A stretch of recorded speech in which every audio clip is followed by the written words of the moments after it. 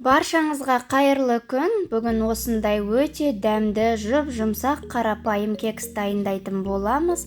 Видеоның соңына дейін қарап бірге болыңыздар. Менің каналыма тіркелуді ұмытпаңыздар.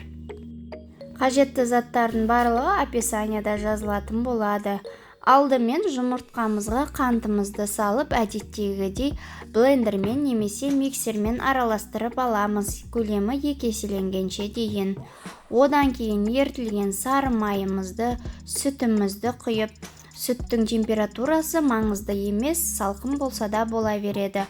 Барлығын салып, ванилинді қосып араластырамыз.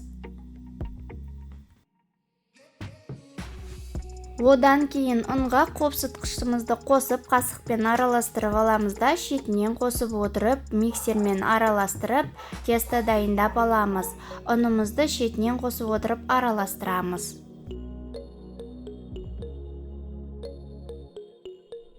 Дайын болған массамызды осындай ыңғайлы қағаз формочкаларға салып, пеште 180 градуста 30 минутта пісіріп алатын боламыз.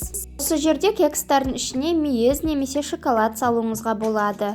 Мінекей осылай біздің кекстарымыз дайын болды. Өте дәмді болып шықты, әрі оп-оңай жасалады, балаларыңызға жасап беруіңізге болады.